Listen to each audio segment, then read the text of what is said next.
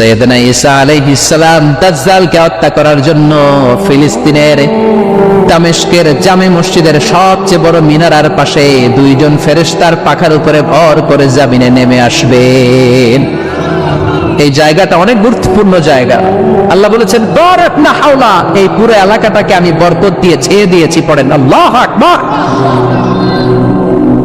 আবার এই জায়গায় বিশাল একটা যুদ্ধ হবে। ফিলিস্তিনের একটা শহর আছে আল গৌতা, এই গৌতা শহরে মুসলমানদের কেন্দ্রবিন্দু হবে। কিয়ামতের আগ দিয়ে যা যা ঘটবে সব এই ফিলিস্তিনে ঘটবে।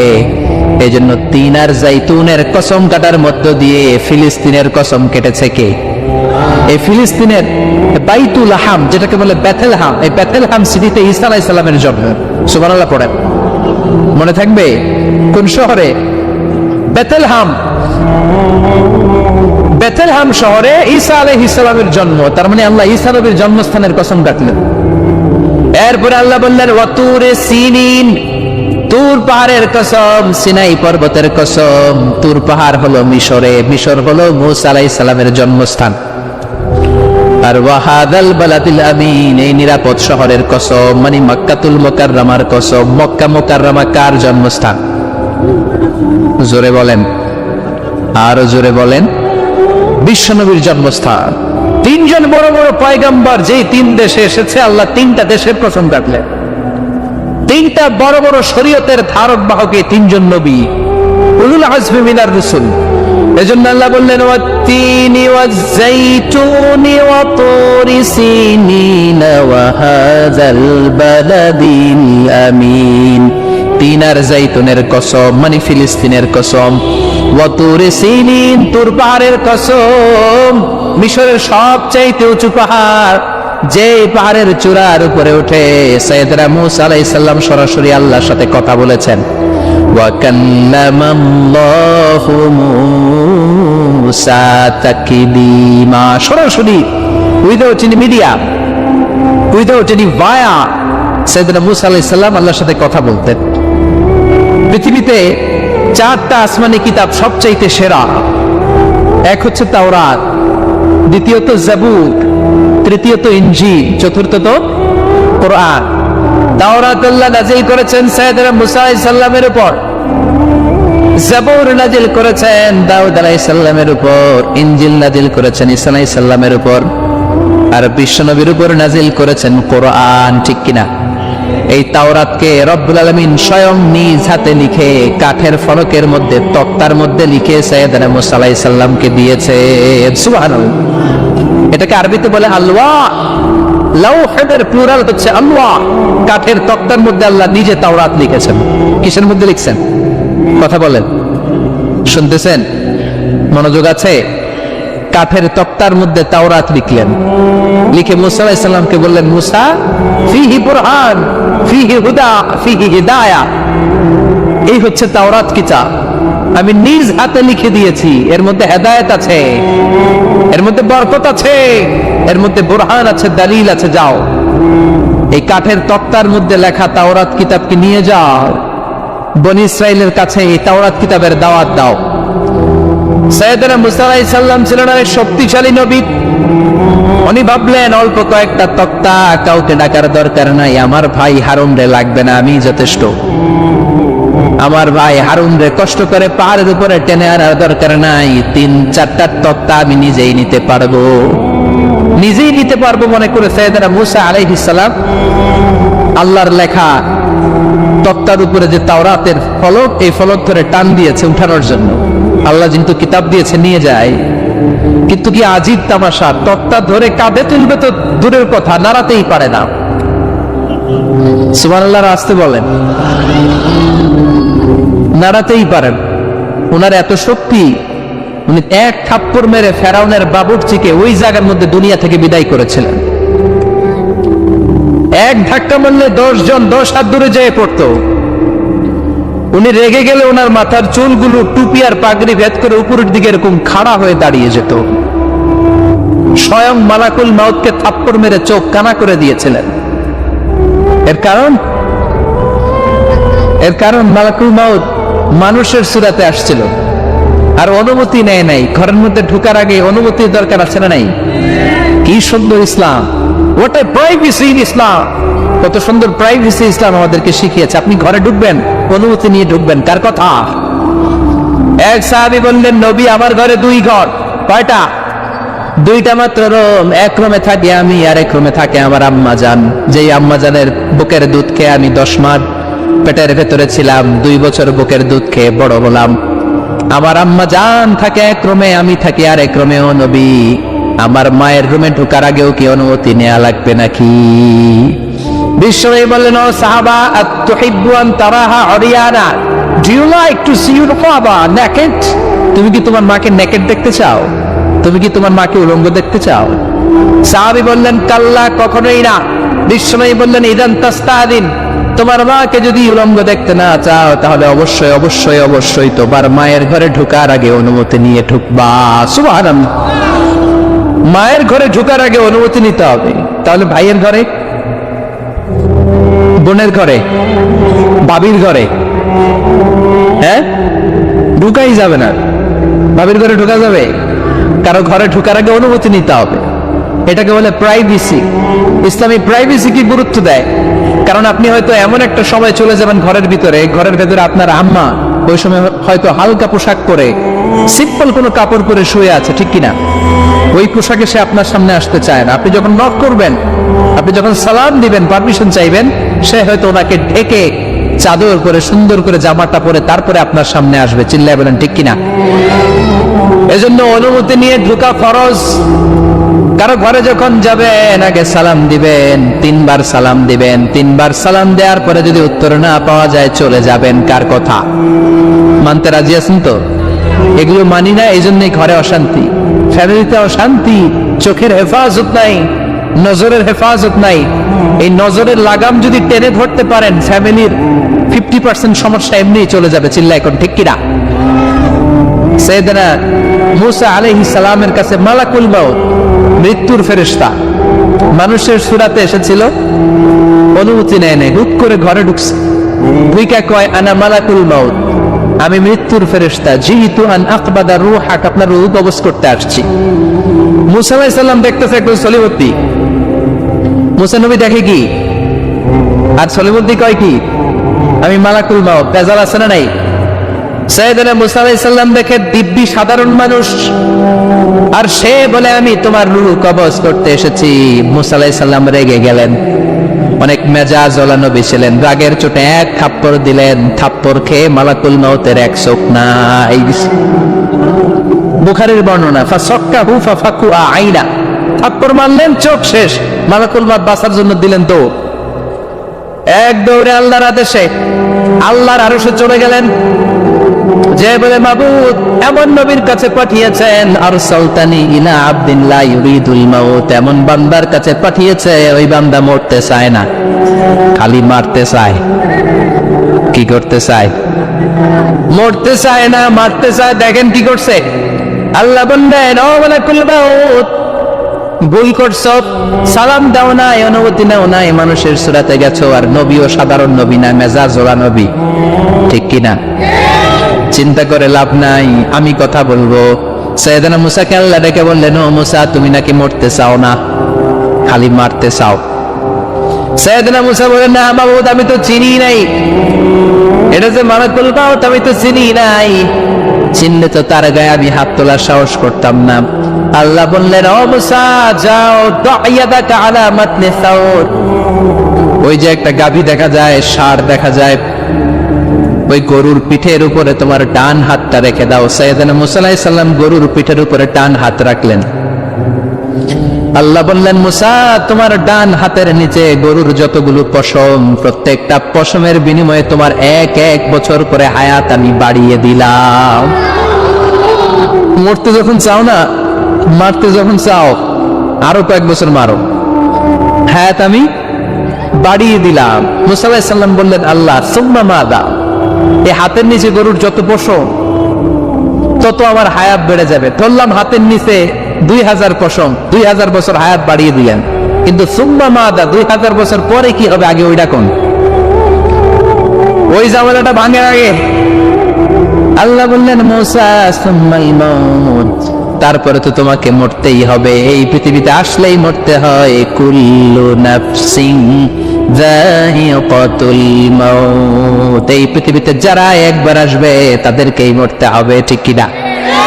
সাইয়েদনা মূসা আলাইহিস সালাম বললেন ফাল আনা, তাহলে আর দেরির দরকার নাই, এখনই আমাকে নিতে বলেন। সুবহানাল্লাহ।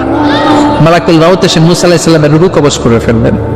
এই মূসা আলাইহিস সালামের সাথে সরাসরি আল্লাহর কথা হতো এই তুর পাহাড়ের উপর, আর এই তুর পাহাড়ের নামে কসম কেটেছে কে? ওয়া তুরি সিনিন। আল্লাহ বললেন তিন আর জাইতুনের কসম, মানে ফিলিস্তিনের কসম। ওয়া তুরি সিনিন, তুর পাহাড়ের কসম, যেই তুর পাহাড়ের উপরে আমি তাওরাত কিতাব নাজিল করেছি।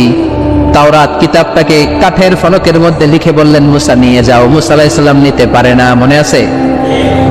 মনে আছে আপনাদের না ভুলে গেছেন? মূসা আলাইহিস সালাম ধরলেন, নাড়াতে পারেন না, আর কাঁধে তুলবে তো দূরের কথা, নাড়াতেই তো পারেন। এত শক্তিশালী নবী। তাওরাতের যে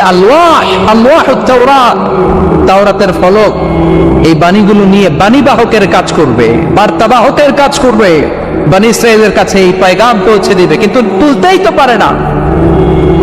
আল্লাহর ডেকে বলে আল্লাহ পারি না। আল্লাহ বললেন ট্রাই করো, ট্রাই এগেইন, আবার চেষ্টা কর, দেখো না পারো কিনা। হাবিল সাইয়েদনা মূসা আলাইহিস সালাম ভাবলেন এই দিক দিয়ে পারি না, ওই দিক দিয়ে ধরলে মনে হয় পারবো। এবার তক্তার ওই পাশ দিয়ে নাড়াচাড়া শুরু করছে, ওই দিক দিয়েও পারে না। এবার ভাবলেন এক কাজ করি, মাঝখান দিয়ে দেখি নাড়াতে পারি কিনা। সাইয়েদনা মূসা আলাইহিস সালাম কাঠের তক্তাগুলোর মাঝখান দিয়ে ধরলেন, টান দিলেন, কিন্তু তক্তা নড়ে, নাড়ানোই যায় না। কাঁধে তুলবে তো দূরের কথা। সাইয়েদনা মূসা আলাইহিস সালাম অপরাধ হয়ে আল্লাহর ডেকে বললেন ও মাবুদ পারি না। আল্লাহ আসলে চাচ্ছে মূসা যেন বলে পারি না। মূসা পারে না এটা শুনতে আল্লাহর বড় মনে চায়। সুবহানাল্লাহ বলবেন না? কারণ সব জায়গায় উনি পারে আর মারে।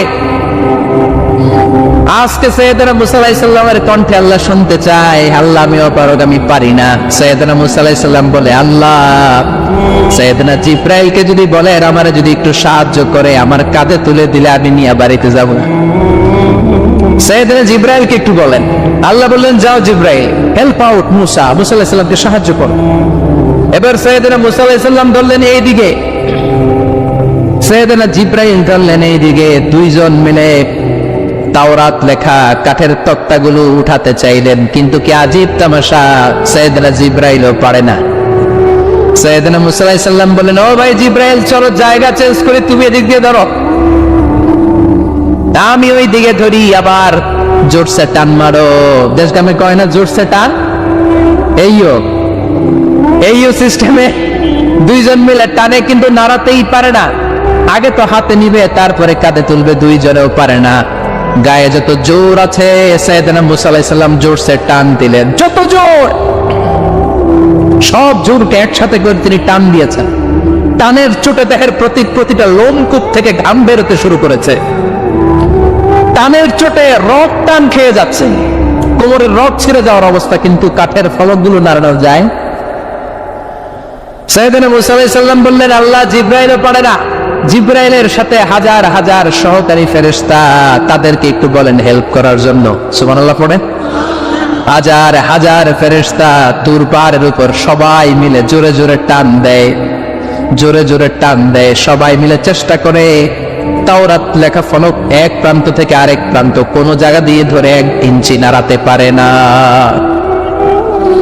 এই অবস্থা দেখে আল্লাহ বললেন ঘটনা কি? আল্লাহ পারি না। সাইয়েদনা মূসা আলাইহিস সালাম কি বলে? আল্লাহ পারি না। আল্লাহ বললেন মূসা এই ফলকগুলোর এত ওজন নয়, কাঠের এই তক্তাগুলোর এত ওজন নয়, কিন্তু এই কাঠের তক্তার মধ্যে যে বাণীগুলো লেখা হয়েছে বাণীগুলো কার? এটা আমার বাণী, আমার কথা। এই জিনিসটা বোঝানোর জন্য আমি এটার ওজনকে ভারী করে দিয়েছি। এবার জিব্রাইলের সহকারী ফেরেশতা লাগবে না, জিব্রাইলের সহযোগিতা লাগবে না, তোমার গায়ে আমি যেই জোর দিয়েছি টান দিয়ে দেখো সবগুলারে কাঁধে তুলে নিতে পারবা। সাইয়েদনা মূসা আলাইহিস সালাম এবার বিসমিল্লাহ বলে সবগুলো তাওরাত লেখা কাঠের তক্তাগুলো কাঁধে নিয়ে এক দৌড়ে বাড়ি। আল্লাহু আকবার। যেই পাহাড়ের উপর এই তক্তা টানাটানির ঘটনা ঘটেছে, পাহাড়টার নাম এজন্য আল্লাহ বললেন ওয়াত-তিনি ওয়াজ-যাইতুনি ওয়া তুরি সিনিন ওয়া হাযাল বালাদিল আমিন। তিন আর যাইতুনের কসম, তুর পাহাড়ের কসম। আবার তুর পাহাড়ের মধ্যে নূরের তাজাল্লি দিয়েছে কে? ফালাম্মা তাজাল্লা রাব্বুহু জাআলাহু দাক্কান ওয়া খাররা মূসা সাঈকা। সাইয়েদনা মূসা আলাইহিস সালাম বললেন, আল্লাহ তোমাকে দেখতে চাই। আল্লাহ বললেন, দেখতে পারবে না, পাহাড়ের দিকে তাকাও, পাহাড়ের মধ্যে নূরের তাজাল্লি দেব, যদি পাহাড় টিকে যায় তাহলে দেখতে পাবা। আল্লাহ যখন তুর পাহাড়ের উপর তাজাল্লি বেড়েছেন, পাহাড় ভেঙে খান খান হয়ে যায়, সাইয়েদনা মূসা আলাইহিস সালাম বেহুশ হয়ে যায়। এই বেহুশ হওয়ার ঘটনা আর পাহাড় জ্বলে ছাই হওয়ার ঘটনা যেখানে ঘটেছে, ওই পাহাড়টার নাম জুড়ে বলেন। ওই তুর পাহাড়ের কসম কেটেছে কে? ওয়াতুরি 2285 মিটার উঁচু, অনেক উঁচু পাহাড়। আবার ইয়াজুজ মাজুজ যখন পৃথিবীতে আক্রমণ করবে, ইন্না ইয়াজুজ ওয়া মাজুজ মুফসিদুনা ফিল আরদ। তামাম জাহানে ইয়াজুজ মাজুজ যখন আক্রমণ করবে, তামাম পৃথিবীটাকে যখন লন্ডভন্ড করে দিবে, সাইয়েদনা ঈসা আলাইহিস সালাম মুমিন বান্দাদেরকে নিয়ে যেই পাহাড়ের উপর আশ্রয় নিবেন, সেটা হলো এই তুর পাহাড়। সুবহানাল্লাহ। ঈসা আলাইহিস সালাম মুমিনদেরকে নিয়ে এক পাহাড়ে চলে যাবেন এই ইয়াজুজ মাজুজের অত্যাচার থেকে বাঁচার জন্য। এদেরকে ইংরেজিতে বলে Gog Magog. If you search in Google by writing Gog and Magog, আপনি পেয়ে যাবেন ইয়াজুজ মাজুজের কাহিনী। হাত্তা ইযা ফুতিহাত ইয়াজুজ ওয়া মাজুজ ওয়া হুম মিন কুল্লি হাদাবিন ইয়ানসিলুন। লক্ষ লক্ষ ইয়াজুজ মাজুজের বাহিনী আসবে। এই ইয়াজুজ মাজুজের বাহিনীর অত্যাচার, অবিচার, অনাচার, জুলুম থেকে, মারামারি থেকে বাঁচার জন্য মুসলমানরা ঈসা আলাইহিস সালামের নেতৃত্বে যে পাহাড়ের উপর আশ্রয় নিবেন, ওই পাহাড়ের নাম হলো তুর পাহাড়। ওই পাহাড়ের নাম কি? কোরআনে অনেকবার আল্লাহ তাআলা এই তুর পাহাড়ের কথা বলেছেন। আমি নিজে এই তুর পাহাড়ের চূড়ায় উঠেছি 2 বার। পাথরের পাহাড়, মাঝরাতে উঠতে হয়। এই তুর পাহাড়ের নিচে একটা গির্জা আছে, খ্রিস্টানদের প্রাচীনতম গির্জা, সেন্ট ক্যাথেরিনা গির্জা। এই গির্জার ভিতরে ঢুকেছিলাম দেখার জন্য। এটা পবিত্র জায়গা। মুসা আলাইহিস সালাম যখন যাচ্ছিলেন, আল্লাহ বলেন, ফাখলা'না আলাইক ফাখলা'না আলাইকা ইন্নাকা বিল ওয়াদিল মুকাদ্দাসি তুয়া। শুজ অফ, জুতা খুলে ফেলো। মুসা জুতা খুলে ফেলো। ইন্নাকা বিল ওয়াদিল মুকাদ্দাসি তুয়া। You are in a very holy valley, very sacred valley. একটা পবিত্র উপত্যকায় তুমি এসেছো। এর চাইতে উন্নত এবং পবিত্র উপত্যকা আমি মহাবিশ্বে কোথাও সৃষ্টি করি নাই। চিল্লায় পড়েন সুবহানাল্লাহ। মাঝরাতে তুর পাহাড়ে উঠতে হয়, ব্যাকপ্যাক নিয়ে যেতে হয়, সেখানে পানি টানি খাবার দাবার নিয়ে ওঠা লাগে। 3-4 ঘন্টা লাগে উঠতে, নামতে আবার 3-4 ঘন্টা। সকালে 10টা-11টার পরে আর তুর পাহাড়ে থাকা যায় না, কারণ আমাদের বাংলাদেশের পাহাড়গুলো মাটির পাহাড়। তুর পাহাড় হচ্ছে পাথরের পাহাড়। পাথরের পাহাড়ে যখন সূর্যের আলো লাগে, পাথরের পাহাড় গরম হয়ে যায়। আমরা মাঝরাতে উঠতে শুরু করলাম। আমরা যখন উঠতেছি দেখলাম খ্রিস্টিয়ান কমিউনিটির একটা গ্রুপ, তারাও উঠছে। ইহুদিদের একটা গ্রুপও উঠছে, কারণ এটা 3 ধর্মের লোকদের কাছে তীর্থস্থান। এই তুর পাহাড়ের চূড়ায় ছোট্ট একটা মসজিদ আছে, 7-8 জন নামাজ পড়া যায়। খ্রিস্টানদের একটা গির্জা আছে, ইহুদিদের একটা সিনাগগ আছে। ফজরের সময় উঠলাম, পুরো সিলসিলাতুল জিবাল তুর পাহাড় দেখলাম। অবাক হলাম, এই পাহাড়ে বিশ্বনবী মেরাজের রাতে নেমে দোয়া করেছেন, ঠিক কিনা? এই পাহাড়ে ঈসা আলাইহিস সালাম মুমিনদেরকে নিয়ে ইয়াজুজ মাজুজের আক্রমণ থেকে বাঁচার জন্য আশ্রয় নেবেন। এই তুর পাহাড়ের কসম কোরআনের ভেতরে কেটেছে কে? এজন্য আল্লাহ বললেন, ওয়াত-তিনি ওয়াজ-যাইতুনি ওয়া তুরি সিনিন ওয়া হাযাল বালাদিল আমিন। তিন আর যাইতুনের কসম, ওই মিশরের তুর পাহাড়ের কসম, ওয়া হাযাল বালাদিল আমিন, এই নিরাপদ শহরের কসম। শহরটার নাম কি? কি নাম? এই নিরাপদ শহর দ্বারা আল্লাহ বুঝিয়েছেন মক্কা, না ফিলিস্তিন না। ফিলিস্তিন হচ্ছে প্রথমটা, কিন্তু হাদাল বালাদিল আমিন, এই নিরাপদ শহর দিয়ে আল্লাহ বুঝিয়েছেন মক্কা শহরকে। চিৎকার করে বলবেন, কোন শহর? মক্কা শহর, এই মক্কা শহরের আগের নাম বাক্কা। মক্কার আগের নাম কি? জোরে বলেন, আরো জোরে। ইন্না আউওয়ালা বাইতিন উদিআ লিন-নাসি লাল্লাযী বিবাক্কাতা মুবারাকা হুদাল লিল-আলামিন। নিশ্চয়ই পৃথিবীর সর্বপ্রথম ঘর যেই শহরের মধ্যে আমি আল্লাহ স্থাপন করলাম, শহরটার নাম হলো বাক্কা শহর। কি শহর? এই বাক্কা পরে চেঞ্জ হয়েছে মক্কা। আল্লাহু আকবার। তার মানে আজকে জানলেন মক্কা শহরের আগের নাম হলো বাক্কা। আগের নাম কি? মক্কা শহরে অনেক হোটেল আছে, হোটেলের নাম ফুন্দুক বাক্কা। দেখছেন? ফুন্দুক বাক্কা মানে বাক্কা হোটেল। এই বাক্কা হচ্ছে মক্কার আগের নাম, মনে থাকবে? আল্লাহ বললেন হাদাল বালাদিল আমিন, এই নিরাপদ শহরের কসম, এই শহরের চেয়ে নিরাপদ শহর পৃথিবীর মধ্যে। ইউসাউইরুকুম ফিল আরহামি কাইফা ইয়াশা লা ইলাহা ইল্লা হুয়াল আজিজুল হাকীম। তিনি হলেন এমন সত্তা যিনি মায়ের পেটে থাকা অবস্থায় তোমাদের চেহারার ডিজাইন করে দিয়েছে। চিল্লায়া বলেন সুবহানাল্লাহ। তাহলে চারটা কসম কেটে আল্লাহ যে দামি কথাটা বললেন, লাকাদ খালাকনাল ইনসানা ফি আহসানি তাকওয়িম, সুন্দর আকৃতিতে তৈরি করেছি।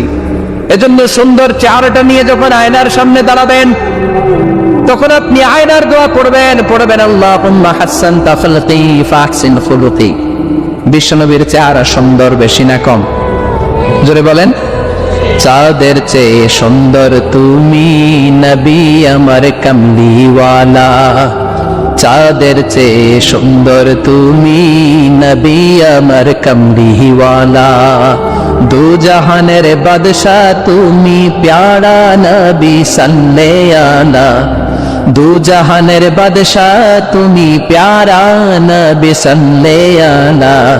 চাঁদের চেয়ে সুন্দর তুমি নবী আমার কামলিওয়ালা। সুবহানাল্লাহ। বিশ্বনবীর চেহারাটা বড় সুন্দর ছিল। এত সুন্দর চেহারার মানুষ পৃথিবীতে দ্বিতীয়টা নাই। ওই চেহারা নিয়ে বিশ্বনবী আয়নার সামনে যখন দাঁড়াতেন, উনি বলতেন আল্লাহুম্মা হাসসানতা খালকি ফাহসিন খুলুকি। এর মানে হলো, আল্লাহ আমার চেহারাটা আপনি যেমন সুন্দর করেছেন, আমার চরিত্রটাও সুন্দর করে দিয়ে। This is the attitude. এটাকে বলা হয় attitude. What a marvellous amazing attitude he belongs. বিশ্বনবীর কি সুন্দর অ্যাটিটিউড ছিল। সুন্দর চেহারা নিয়ে আয়নার সামনে দাঁড়িয়ে তিনি বলতেন, আল্লাহ আমার চেহারাটা যেমনি সুন্দর করেছো, আমার চরিত্রটাকেও সুন্দর করে দাও। আমার বাহিরটা যেমন সুন্দর, আল্লাহ আমার ভেতরটারেও সুন্দর করে দিও। পড়েন আমিন। এই আয়নার দোয়া পারেন তো? আয়নার সামনে দাঁড়ায় এই দোয়া পড়েন তো? নাকি বলেন আয়না বসাইয়া দিও কলবের ভিতর? এগুলো বলবেন? পড়েন আল্লাহুম্মা হাসসানতা খালকি ফাহসিন খুলুকি, আল্লাহুম্মা হাসসানতা খালকি ফাহসিন খুলুকি। হে আল্লাহ, সবাই বলেন হে আল্লাহ তুমি আমার চেহারাটা সুন্দর করেছো, তুমি আমার চরিত্রটাও সুন্দর করে দিও। আমিন। আর জোরে পড়েন আমিন। এই জন্য নিজে যখন আয়নার সামনে দাঁড়াবেন এটা বলবেন, আপনার স্ত্রী যখন আয়নার সামনে দাঁড়ায় তখন এইটা বলবেন, আপনার বাচ্চা যখন আয়নার সামনে দাঁড়ায় তখন এই দোয়া পড়বেন। রাজি আছেন তো? আয়নার সামনে দাঁড়িয়ে আমরা বলবো হাসসানতা খালকি, আল্লাহ তুমি আমার চেহারাটা সুন্দর করেছো। আমরা সবাই সুন্দর, আমরা সবাই সুন্দর। যার কালার কালো, কালো চামড়ার লোক, তার মধ্যে একটা সৌন্দর্য আছে না নাই? আল্লাহ বললেন এই কালো আর কালো এগুলো তো বাইরে। তোমাদের গায়ের রঙের ভিন্নতা, ভাষার ভিন্নতা, এগুলো আল্লাহর মিরাকেল। একজন সাদা, একজন কালো, একজন ধূসর বর্ণের, এক একজনের চেহারার সাথে আরেকজনের চেহারার মিল নাই। সুবহানাল্লাহ। এটাই সৌন্দর্য। এজন্য আল্লাহ বললেন লাকাদ খালাকনাল ইনসানা ফি আহসানি তাকওয়িম। আমি গোটা মানব জাতিকে চমৎকার একটা স্টাইল দিয়ে তৈরি করেছি। এই স্টাইলের সাথে পৃথিবীর কোনো প্রাণীর কোনো মিল থাকে না। সুবহানাল্লাহ। কি অসাধারণ আমাদের কাঠামো। আপনি যদি হিউম্যান ব্রেইন নিয়ে চিন্তা করেন, আমাদের ব্রেইনের ক্যাপাসিটি কিন্তু অনেক বেশি। এই পৃথিবীতে সবচেয়ে পাওয়ারফুল যে কম্পিউটার আবিষ্কার করা হয়েছে, এটার নাম Cray 1 super computer. United states of আমেরিকাতে যারা মিলিটারি বেসে জব করে তাদের ম্যাথমেটিক্যাল ইকুয়েশন ড্র করার জন্য, সলিউশন করার জন্য এই ক্রে 1 সুপার কম্পিউটার তারা ইউজ করে। বিজ্ঞানীরা হিউম্যান ব্রেইনের ক্যাপাসিটির সাথে ওই ক্রে 1 সুপার কম্পিউটারের তুলনা করেছে। তারা তুলনা করে দেখেছে ক্রে 1 সুপার কম্পিউটারের চেয়েও আমাদের ব্রেইন শতগুণ বেশি শক্তিশালী। আমাদের হেয়ারিং সিস্টেম নিয়ে যদি আপনি গবেষণা করেন অবাক হয়ে যান। এই যে কানের মধ্যে এখানে পেঁচানো দেখা যায়, এটা কি আল্লাহ এমনি এমনি দিছে? মা খালাকতা হাদা বাতিলা, এমনি এমনি আল্লাহ কিচ্ছু দেয় নাই। এই পেঁচানো ডিজাইন না থাকলে আপনি শুনতে পেতেন না। আপনার কান দুটো যদি কেটে কান কাটা রমজান করে দেয়, আপনি কোন আওয়াজ শুনতে পাবেন না। এই কানের ডিজাইন গুলো, এই আঁকাবাঁকা পথগুলো আল্লাহ তাআলা দিয়েছে ইথারে ভেসে আসা সাউন্ড গুলোকে ইলেকট্রিক্যাল সিগন্যালের মাধ্যমে ভেতরে ঢুকানোর জন্য। কানের 3টা পার্ট থাকে, একটা হচ্ছে আউটার এয়ার, একটা হচ্ছে মিডল এয়ার, তারপরে হচ্ছে ইনার এয়ার, মাঝখানে এয়ার ড্রাম থাকে। এই আউটার এয়ার থেকে, মিডল এয়ার থেকে তারপরে ইনার এয়ারে ইলেকট্রিক্যাল সিগন্যাল দিয়ে বাতাসে ভেসে আসা এই সাউন্ডের ওয়েভ গুলো, এই তরঙ্গগুলোকে ইলেকট্রিক্যাল সিগন্যাল দিয়ে ট্রান্সমিট করে ব্রেইনের হেয়ারিং নার্ভের কাছে পাঠিয়ে দেয়। এই সূক্ষ্ম কাজগুলো হতে আসলে অনেক সময় লাগে, কিন্তু 1 সেকেন্ডের মধ্যে আমি বলছি আর আপনারা সেকেন্ডে শুনছেন। চিল্লায় এখন সুবহানাল্লাহ। আবার কান যেখানে রাখা দরকার আল্লাহ ওইখানে রাখলেন, চোখ 2টা যেখানে দেয়া দরকার ওইখানে দিলেন, নাক যেখানে দেয়া দরকার ওইখানে, মুখ যেখানে দেয়া দরকার। এর চেয়ে সুন্দর করে কি আর তৈরি করা যেত? নাক এইখানে না রেখে অন্য জায়গায় সেট করলে কি বেশি সুবিধা হতো? নাক যদি পেছনে থাকতো, খাওয়ার সময় খাবারটা বাসি না ভালো এটা ঘ্রাণ নেওয়ার জন্য সব সময় খাবার পেছনে নিয়ে ধরা লাগতো, ঠিক কিনা? তার মানে নাক এই জায়গায় রাখাতে সুবিধা হয়েছে না? সুবহানাল্লাহ বলবেন না? কি সুন্দর মুখটা দিলেন, হ্যাঁ, কি সুন্দর চোখ দিলেন। এই কান দিয়ে আমরা শুনি, দেখেন কানের সেটিংটা কত সুন্দর। ধরেন ফর এন এক্সাম্পল, উদাহরণস্বরূপ এই কানটা আল্লাহ এইখানে না রেখে এই কান যদি আপনার এই বাম বগলের ভিতরে দিত, আর এই কান যদি আপনার এই বগলের নিচে দিত, তাহলে আজকে মিজানুর রহমান আজহারের ওয়াজ শোনার জন্য সবার এইভাবে বসে থাকা লাগতো 1.5 ঘন্টা। কারণ এইভাবে এখন যেভাবে আছেন এইভাবে বসে থাকলে তো কান চাপা পড়ে যেত, কথা একটাও শোনা যেত না। সুবহানাল্লাহ কইবেন না? চোখের সেটিংটা কত সুন্দর। চোখ এইখানে না রেখে যদি মাত্র 2 ইঞ্চি উপরে এইখানে দিত, সেজদা দিতে পারতেন। শীতকালে যে ফুটবল খেলেন, হেড দিতে পারতেন। হেড দিতে গেলে বল চোখের মধ্যে লাগে, চোখ শেষ। সুবহানাল্লাহ পড়েন। কি অসাধারণ অবকাঠামো!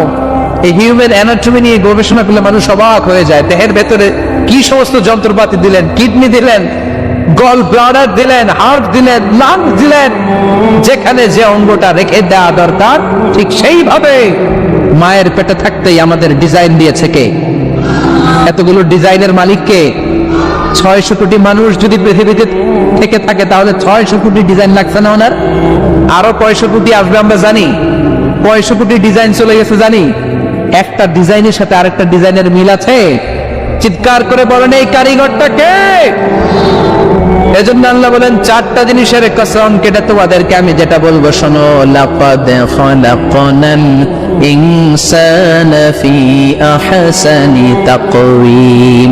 আমি মানুষের আকৃতিটা, মানুষের চেহারাটা বড্ড সুন্দর করে তৈরি করেছি। এত সুন্দর করে আল্লাহ তৈরি করেছেন, এর কোনো বাদিল নাই, কোনো বিকল্প নাই। চোখ যেমন হওয়া দরকার ঠিক তেমন। এই চোখ নিয়ে কত গবেষণা হয়েছে শুনলে অবাক হয়ে যাবেন। মাত্র 2 মিলিমিটার ডাইমেনশনের ছোট্ট আমাদের চোখ। এই চোখ দিয়ে আমরা অনেক কিছু দেখি। কাছের জিনিস যেমনি দেখি, দূরের জিনিসও দেখি। দূরের চাঁদ দেখি, দূরের সূর্য দেখি, দূরের মেঘমালা দেখি, ওই বিমানটাকে দেখি, আবার কাছে ছোট্ট মানুষটাকেও দেখি, ঠিক কিনা? এটার ভেতরে আল্লাহ অনেক পাওয়ারফুল মেগাপিক্সেল দিয়েছেন। এই পৃথিবীতে সবচাইতে পাওয়ারফুল যে ক্যামেরাগুলো আবিষ্কার হয়েছে মুভি শুট করার জন্য, সেখানে যে মেগাপিক্সেল আল্লাহ দিয়েছেন চোখের ভেতরে এর কয়েক গুণ বেশি দিয়েছেন। চিল্লায় বলেন আল্লাহু আকবার। এই চোখ দিয়ে মেডিকেল সায়েন্স বলছে human ice can identify more than 10 million colours. 1 মিলিয়নে 10 লক্ষ, 10 মিলিয়নে কত? 1 কোটি। তার মানে এই চোখ দিয়ে আমরা আমাদের এক একটা চোখ দিয়ে 1 কোটি ধরনের রং শনাক্ত করতে পারি। এক লাল রঙের মধ্যে কত লাল, লাইট রেড, ডিপ রেড, কত ধরনের মিক্স করে কত কালার হয়, সবকিছু চোখ দিয়ে আমরা ধরতে পারি। চিল্লায় বলেন আল্লাহু আকবার। জিহ্বা দিয়ে স্বাদ নেওয়ার সুযোগ দিলেন। এই জিহ্বার পার স্কয়ার সেন্টিমিটারে টেস্ট বাড রয়েছে 184টা। সেই হিসাবে আপনার জিহ্বার উপরিভাগ দিয়ে আপনি 10,000-এরও বেশি ধরনের খাদ্যের স্বাদ আস্বাদন করতে পারেন। চিৎকার করে পড়েন আল্লাহু আকবার। এক একটা অঙ্গ নিয়ে যদি আপনি গবেষণা করেন, কত কাজ করার সুযোগ আল্লাহ তাআলা দিয়ে দিলেন। 206টা নাকি হাড্ডির পিস রেখেছে আল্লাহ এক একটা দেহের ভিতরে। 206টা না, 206টা হাড় আছে। আমাদের প্রত্যেকের দেহের ভিতরে কয় পিস হাড্ডি? কথা কয় না, 206টা। সবচেয়ে ছোট হাড়টা আছে কানের ভেতরে। সুবহানাল্লাহ বলেন। সবচেয়ে ছোট হাড়, এক একটা অঙ্গ কত সুন্দর এরকম বেন্ড করা যায়, হাত পা নাড়ানো যায়, এইখানে একটা টুইস্ট করা যায়, এইখানে টুইস্ট করা যায়, আবার কবজি টুইস্ট করা যায়, আবার এইখানে এক একটা আঙ্গুলে কতগুলো টুইস্ট করা যায়। সুবহানাল্লাহ বলবেন না? কত কাজ এ হাতের। এই হাত দিয়ে ঘুষি মারা যায়, হ্যাঁ, হাত দিয়ে আটার খামির বানানো যায়, হাত দিয়ে ভারী জিনিস উত্তোলন করা যায়। আবার এই হাত দিয়ে দেখেন ক্রিকেটাররা কি সুন্দর বল করে, এটা দিয়ে স্পিন বল করে, লেগ স্পিন করে, অফ স্পিন করে, পেস বল করে। এক হাতের মধ্যে কত কারসাজি। সুবহানাল্লাহ করে না? আবার বা হাতে স্পিন করে না, বল এদিকে পড়ে ওইদিকে চলে যায়, আছে না নাই? আবার এই আঙ্গুল দিয়ে কত কাজ। বাজার থেকে বাজার করে যখন বাজারের ব্যাগ যখন নিয়ে আসেন, হাতে ধরেন নাকি আঙ্গুলে ধরেন, কত কাজ। এই আঙ্গুল দিয়ে মোবাইল টিপে আমরা মোবাইল ইউজ করি, আঙ্গুল দিয়ে ল্যাপটপে আমরা টাইপ করি। ডাক্তাররা এই আঙ্গুল দিয়ে সুই ইউজ করে সূক্ষ্ম সূক্ষ্ম সার্জারির কাজগুলো করে। অবাক হয়ে যাবেন এই আঙ্গুলের কত কাজ। এই আঙ্গুল দিয়ে আবার এখন ক্রিকেটেও এরকম 2 আঙ্গুল তুললে ছক্কা, আছে না নাই? আবার 1 আঙ্গুল তুললে আউট, আবার এটা তুললে ভিক্টরি, বিজয় চিহ্ন। দেখবেন যত নেতা খেতা করে পুলিশে ধরে এটা দেখায়, আছে না নাই? এইভাবে কত ধরনের নমুনা আমরা ইউজ করি, কতভাবে হাতগুলোকে ইউজ করি, কতভাবে পা গুলোকে ইউজ করি। দেহের এই সৌন্দর্য আমাদের দান করেছে কে? লাকাদ খালাকনাল ইনসানা ফি আহসানি তাকওয়িম। আমি মানুষকে সব চাইতে সুন্দর আকৃতিতে তৈরি করেছি। সুবহানাল্লাহ পড়েন, চিল্লায় পড়েন আল্লাহু আকবার। আল্লাহ বললেন মানুষ সব চাইতে সেরা, মানুষ হলেন সব চাইতে সেরা। মানুষ যখন সেরা হয়, মানুষের চাইতে সেরা কেউ হয় না। আবার মানুষ যদি নিকৃষ্ট হয়ে যায়, মানুষের চাইতে নিকৃষ্ট কেউ হতে পারে না, ঠিক কিনা? আল্লাহ বললেন মানুষের আকৃতি আমি বড্ড চমৎকার করে বানালাম। সবচেয়ে সুন্দর আকৃতি মানুষের। সবচেয়ে সুন্দর আকৃতি কার? জোরে বলেন। সবচেয়ে বেশি মর্যাদা কার? আশরাফুল মাখলুকাত কে? আশরাফুল মাখলুকাত কে? চিল্লায়া বলে। নাকি হাতি? রয়্যাল বেঙ্গল টাইগার শক্তিশালী না? এটা এটা তো মানুষ খায়া ফেলায়, তো এটাই না আশরাফুল মাখলুকাত হওয়া দরকার? হাতি সবচেয়ে শক্তিশালী না? তো এটাই না আশরাফুল মাখলুকাত হওয়া দরকার? এগুলো কোনটাই আশরাফুল মাখলুকাত না। আশরাফুল মাখলুকাত হচ্ছে মানুষ। আশরাফুল মাখলুকাত কি?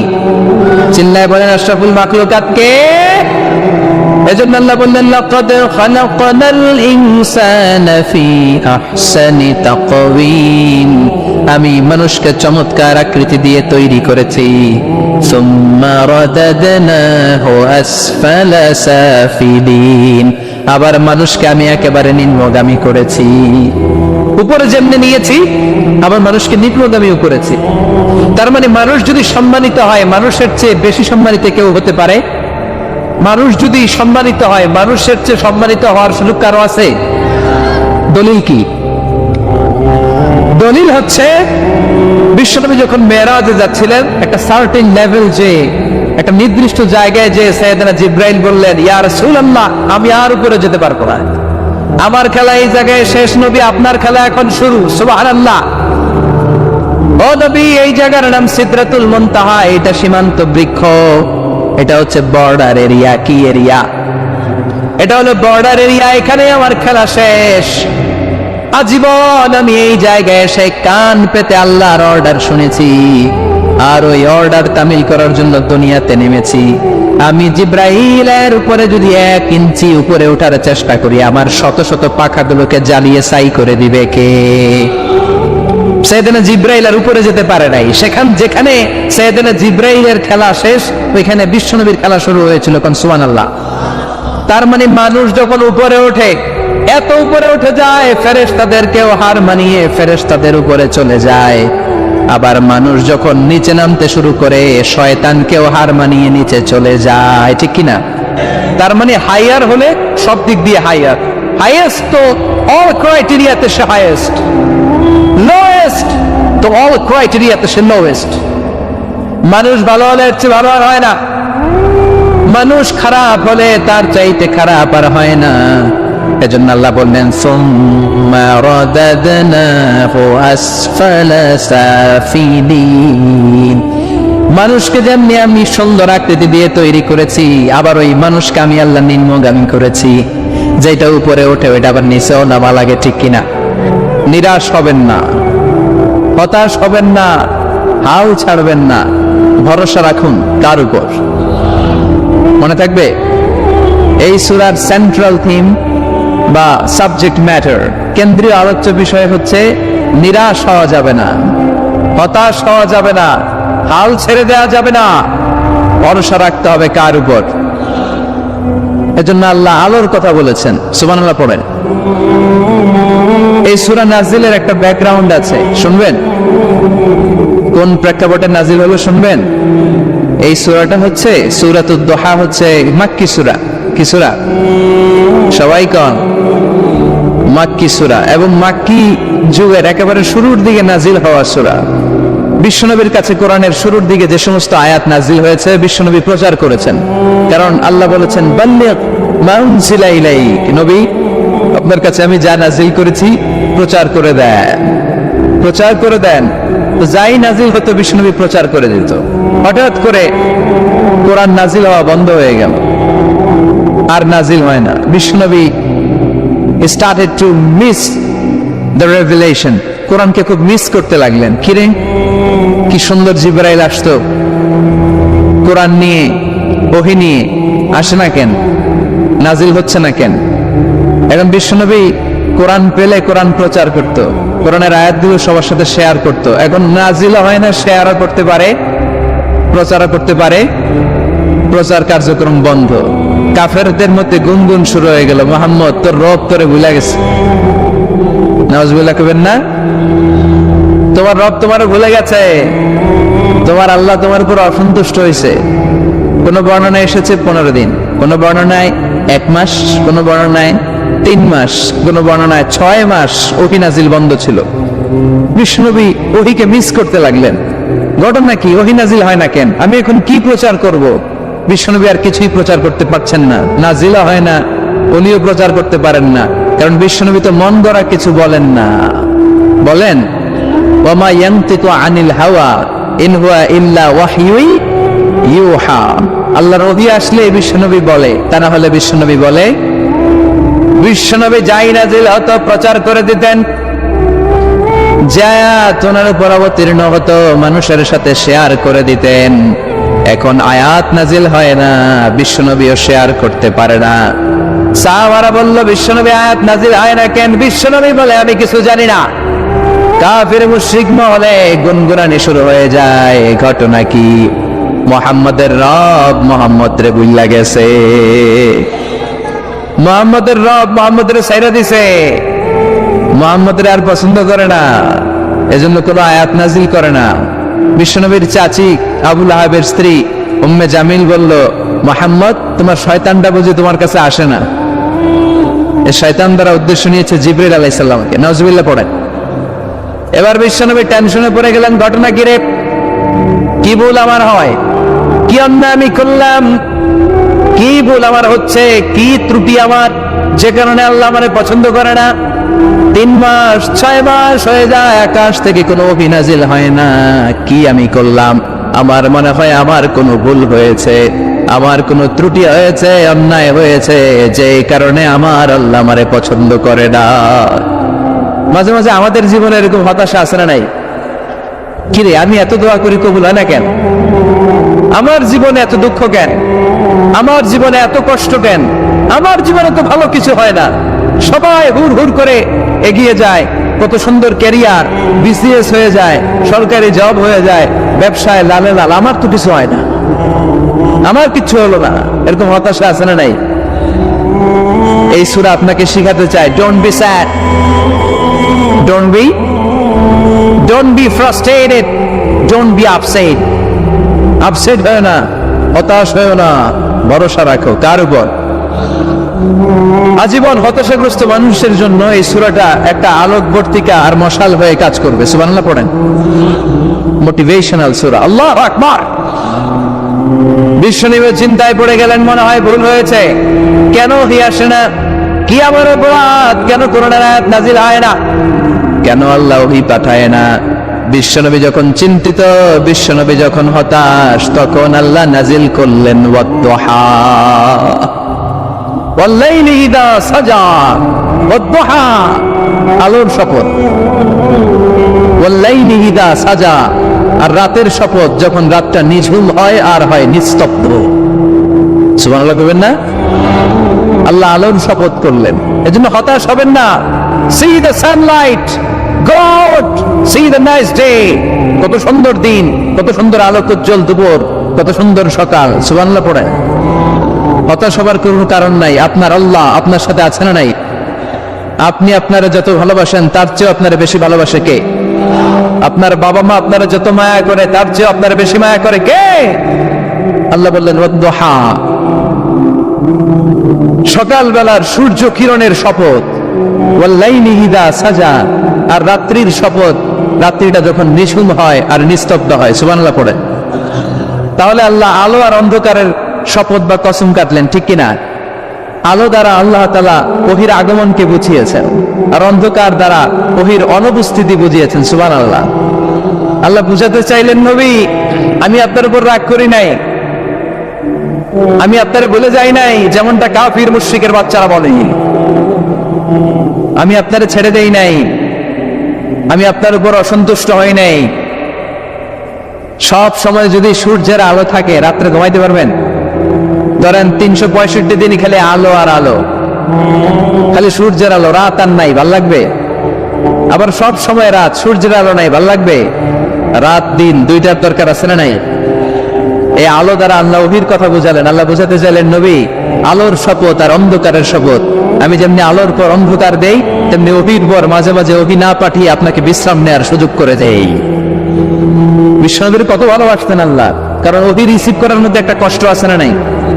ও নবী, সব সময় যদি ওহী নাজিল হয়, আপনার স্নায়ু, আপনার দেহ, আপনার মাংসপেশি এই ওহী রিসিভ করতে পারবে না, আপনার স্নায়ু এটা বরদাস্ত করতে পারবে না।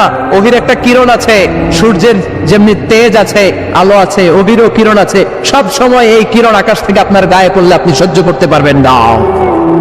তেমনি আলোর পরে যেমনি আধারের দরকার, কিছুদিন ওহী আসার পরে ওহী বন্ধ থাকার দরকার আছে না নাই? সুবহানাল্লাহ পড়া। বিশ্বনবীর আরামের জন্য আল্লাহ ওহী বন্ধ করে দিলেন। আল্লাহু আকবার। কারণ সব সময় ওহী আসাটা ভালো না, সব সময় ওহী আসলে বিশ্বনবী সহ্য করতে পারতেন না। কারণ মা আয়েশা বলতেন, শীতের রাতে যখন বিশ্বনবীর উপর ওহী নাজিল হতো, ওহীর প্রেসারে বিশ্বনবীর গলার দাড়ি দিয়ে ঘাম ঝরে ঝরে পড়তো। আমরা তো মাগনা কোরআন পাইছি, কোনো কষ্ট করা লাগে নাই, কোনো পরীক্ষা করা লাগে নাই। বিশ্বনবী যখন কোরআন রিসিভ করতেন, মিসলা সলসলাতি জারাস, বুখারীর বর্ণনা, ঘন্টার ধ্বনির ন্যায় দপ্তরি যখন হাই স্কুলের ছুটি দেওয়ার জন্য ধাম ধাম করে ঘন্টা বাজায়, এর কাছে যে কান লাগিয়ে দাঁড়িয়ে থাকা যায়, যেরকম বিকট আওয়াজ হয় এরকম আওয়াজে ওহী আসতো। আর এই ওহী রিসিভ করতে যে মাঘ মাসের কনকনে শীতের রাতে বিশ্বনবী ঘেমে ঘেমে একাকার হয়ে যেতেন। আবার বিশ্বনবী যখন ওটের উপরে বসা অবস্থায় ওহী নাজিল হতো, ওহীর ভাড়ে, ওহীর চাপে, ওহীর প্রেসারে, কোরআনের প্রেসারে ওটের বুকটা জমিনের মধ্যে লেগে যেত। আবার ঘোড়ার উপরে বসে থাকা অবস্থায় যখন কোরআনের আয়াত ওহী নাজিল হতো, ঘোড়ার পা গুলো মরুভূমির বালুর ভেতরে দেবে যেত। বিশ্বনবীর এক সাহাবা যায়েদ রাদিয়াল্লাহু তাআলা আনহু পায়ের মধ্যে মাথা রেখে বিশ্বনবী একবার ঘুমাচ্ছিলেন। 1 ঘন্টা 2 ঘন্টা ঘুমিয়ে রইলেন, যায়েদ মাথায় ব্যথা পায় না। হঠাৎ বিশ্বনবী ঘুম থেকে জাগলেন। জাগার পর ওইখানে কি হয়েছে? এত গ্যাদারিং এর ভেতরে সমস্যা তো হবেই, গরম লাগবে, ধাক্কা ধাক্কি, আমারে দেখা যাবে না, এই ভাই আপনি সরান, এই ক্যামেরা নামাও, এগুলো বলা যাবে? এগুলো বললে আজকে আমি ওয়াজ করতে পারবো? যে যেইখানে যে অবস্থায় আছেন আল্লাহর রাস্তায় বসেন। আমি আর অল্প কয়েক মিনিট কথা বলবো। আমি জানি অনেকে আমাকে দেখতে পাচ্ছেন না, মাইকের অবস্থাও ভালো না, যতটুকু শোনা যায় পিন ড্রপ সাইলেন্ট লাগবে, পিন পতন নীরবতা। নীরব না হলে তো ওয়াজ করা যাবে? আর কোন আওয়াজ শুনবো আমি? তাহলে থামেন। ওহি রিসিভ করতে বিশ্বনবীর কত কষ্ট হতো খেয়াল করে শুনুন। আবার ডানে বায়ে তাকায়। শাওয়ারের ভাইয়েরা এদিকে তাকান, আমার দিকে হয়েছে, বাস আমার দিকে তাকান। ওহি রিসিভ করতে বিশ্বনবীর কত কষ্ট হতো। যায়েদ রাদিয়াল্লাহু তাআলা আনহুর পায়ের মধ্যে মাথা রেখে বিশ্বনবী শুয়ে আছেন। 1 ঘন্টা 2 ঘন্টা শুইলেন, উনি ব্যথা পায় না। হঠাৎ বিশ্বনবী ঘুম থেকে জাগলেন। জাগার সাথে সাথে আকাশ থেকে কোরআনের আয়াত নাজিল হতে লাগলো।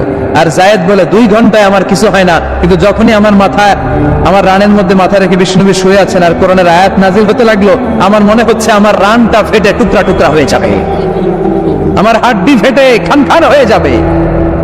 ওহির বার, তার মানে একটা কাঠিন্যতা আছে না নাই? এজন্য আল্লাহ বিশ্বনবীরা ডেকে বললেন, নবী আমি রাগ হই নাই, আমি আপনারে ভুলে যাই নাই। বারবার সূর্যের আলো থাকলে, সব সময় সূর্যের কিরণ থাকলে যেমনি আরাম লাগে না, বারবার ওহি রিসিভ করতে যেই কষ্টটা আপনার হয়, আমি আরশের উপর থেকে দেখে আমার সহ্য হয় না। এজন্য আপনাকে বিশ্রামের ব্যবস্থা করে দিলাম, এই জন্য কিছুদিন ইচ্ছা করে আমি ওহি বন্ধ করে দিলাম। والضحى والليل إذا سجى ما ودعك ربك وما قلى। সকালবেলার সূর্য কিরণের শপথ, রাতের নিস্তব্ধতার নিঝুম রাত্রির শপথ। মা ওয়াদ্দাকা রব্বুকা ওয়া মা ক্বালা, আপনার রব আপনারে ভুলে যায় নাই, আপনার উপর অসন্তুষ্ট হয় নাই। সুবহানাল্লাহ পড়েন। তাহলে কাফেররা যা বলেছে এটা ওদের মুখের উপরে, জোরে কোন ঠিক কিনা? উম্মে জালিল বিশ্বনবীকে যে গালি দিয়েছে, ওর গালি ওর মুখের উপরে, জোরে বলেন ঠিক কিনা? আমার নবীরে যারা কবি বলে গালি দেয়, ওই গালি ওদের মুখের উপরে, ঠিক কিনা? আমার নবীরে যারা পাগল বলে গালি দেয়, ওদের গালি ওদের মুখের উপরে, ঠিক কিনা?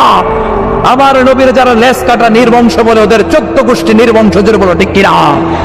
আমার নবীর সম্মানের বিরুদ্ধে যদি কথা বলে, তাদের বিরুদ্ধে আমাদের হুঙ্কার আর লড়াই আছে না নাই? বিশ্বনবীরে গালি দিলে বলে যে আগুন লাগে, কার কার লাগে? হাত তুলে আল্লাহর দেখা।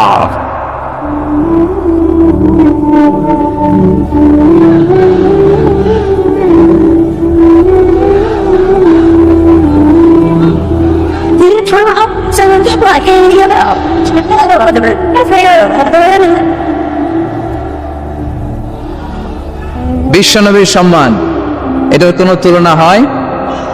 বিশ্বনবীর লাইফ নিয়ে কথা বলা অসাধারণ এক লাইফ, ওনার বায়োগ্রাফি, এটা অসম্ভব, এটা তলাবিহীন সাগরের মতো। বিশ্বনবীকে যদি কথা বলতে শুরু করে, এটা অনেকটা তলাবিহীন সাগরের মতো। এটা সাগর কিন্তু কি নাই, কথা কয় না, কি নাই?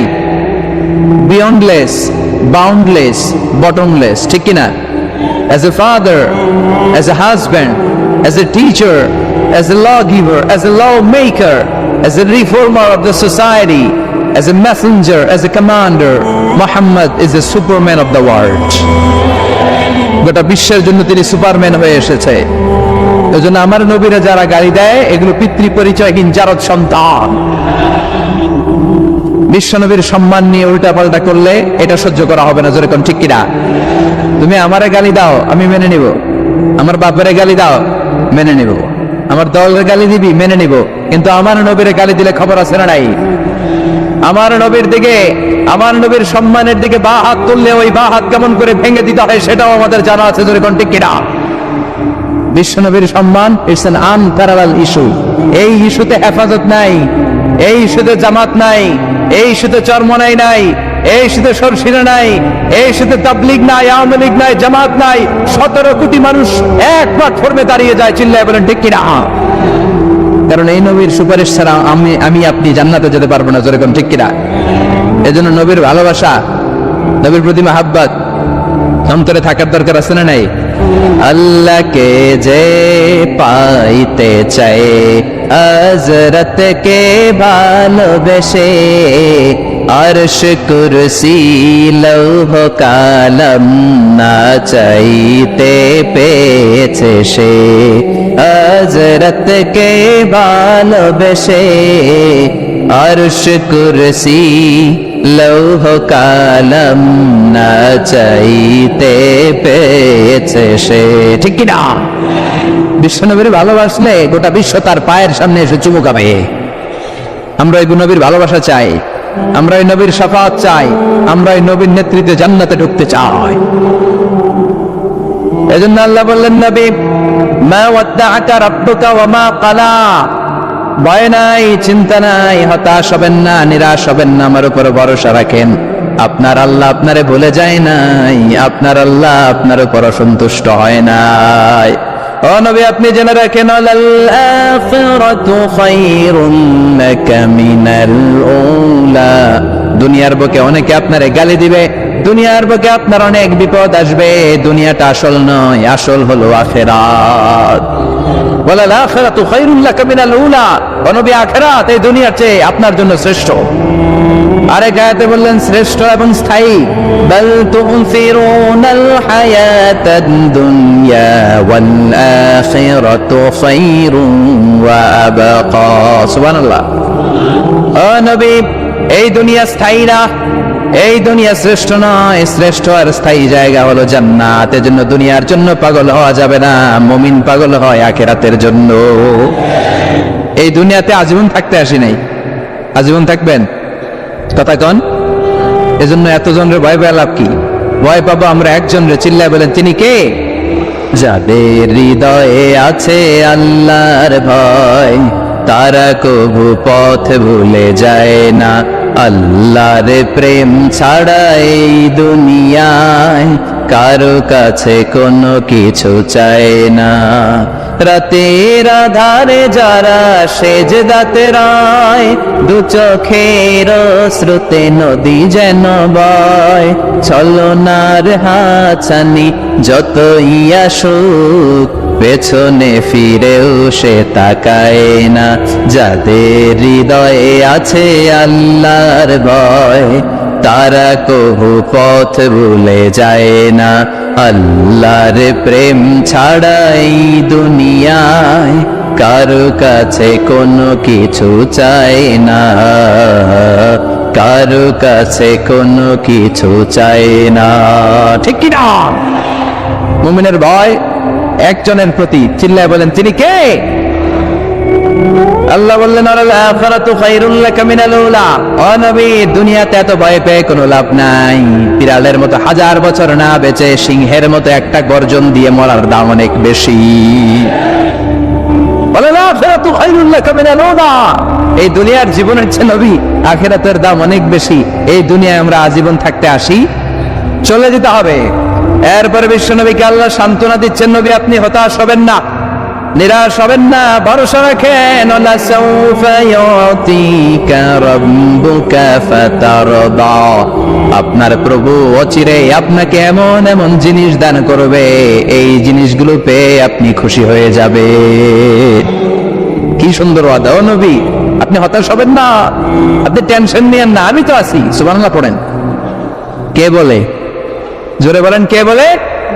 বিশ্বনবীরে বললেন, ওয়ালা সাউফা ইউতিকা রাব্বুকা ফাতারদা, আপনার রব অচিরে এমন কিছু আপনারে দিবে, আপনি খুশি হয়ে যাবেন। And verily indeed your Lord will give you something